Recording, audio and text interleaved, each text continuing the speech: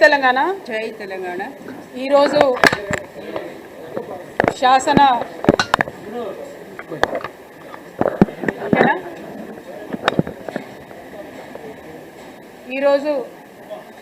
ఈరోజు శాసన మండలిలో మరి గవర్నర్ ప్రసంగానికి ధన్యవాద తీర్మానాలు చెప్పడానికి గౌరవ ముఖ్యమంత్రి గారు శాసన మండలికి వచ్చినారు.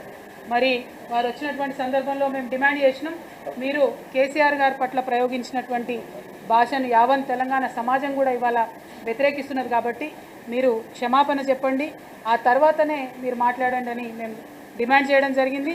కానీ మా ప్రతిపక్ష నాయకుడికి మత్స్యనాచారి గారికి కూడా కనీసం మాట్లాడే అవకాశం కూడా ఇవ్వలేదు ప్రభుత్వం.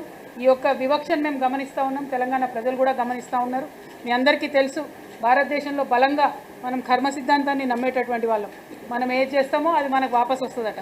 ఈరోజు అసెంబ్లీలో ముఖ్యమంత్రి గారు బాగా బాధపడుతున్నారు, నా కుటుంబాన్ని నా పిల్లల్ని అందరినీ కూడా తిట్టినారు. మరి గత 5-6 ఏళ్లుగా వారు చేసినటువంటి పనే ఇవాళ మళ్ళీ వారి మీదకి తిరిగి రిటర్న్ వచ్చింది. అది ఎవరు చేయిస్తున్నది కాదు, ఎవరు చేయగోరింది కాదు. ఏదైతే సంస్కృతి మీరు మొదలు పెడతారో తిరిగి అదే మన దగ్గరకు వస్తుందనే విషయం ఇవాళ ముఖ్యమంత్రి గారి విషయంలో రుజువైంది. కాకపోతే మేము బీఆర్ఎస్ పార్టీగా చాలా హుందాగా రాజకీయంగా ప్రజల సమస్యలను మాట్లాడదలుచుకున్నాం కాబట్టి గౌరవ ముఖ్యమంత్రి గారు అనుచితమైనటువంటి వ్యాఖ్యలను వెనక్కి తీసుకోండి, తర్వాత చర్చ చేద్దామని చెప్పాం. దానికి వారు ఒప్పుకోలేదు. ఇంకా దారుణం, ఇవాళ అసెంబ్లీ సమావేశాలను చూస్తూ ఉంటే ఒక 2 ఆడబిడ్డల్ని అరెస్ట్ చేస్తున్నారు.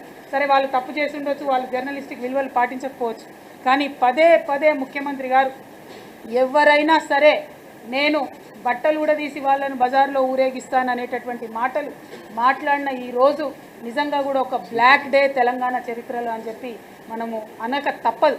ఎందుకంటే అసెంబ్లీ సాక్షిగా మీరు ఒక పక్క 33% మహిళా బిల్లు వస్తుంది, మహిళలు రాజకీయాల్లోకి రావాలని చెప్తారు, ఇంకో పక్క 1 కోటి మంది మహిళలను కోటీశ్వర్లు చేస్తామని చెప్తారు, ఇంకొక పక్క అయ్యో నా బిడ్డను భార్యను నా కుటుంబ సభ్యుల్ని అందరు కూడా మాటలు అన్నారని చెప్తారు.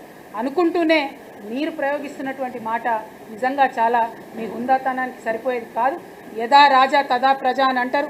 మీరు మాట్లాడిందే కింద వరకు పోతుంది, మీరు మాట్లాడిందే గ్రామాల వరకు పోతుంది, అదే యూట్యూబ్లలో రిఫ్లెక్ట్ అవుతుంది. కాబట్టి మనం మారడం దగ్గర మొదలు పెట్టుకోవాలి. ఎస్, మీకు బాధ అయి ఉండొచ్చు, కానీ అది మీరు మొదలుపెట్టిందే కాబట్టి అదే రిటర్న్ వచ్చిందని చెప్పి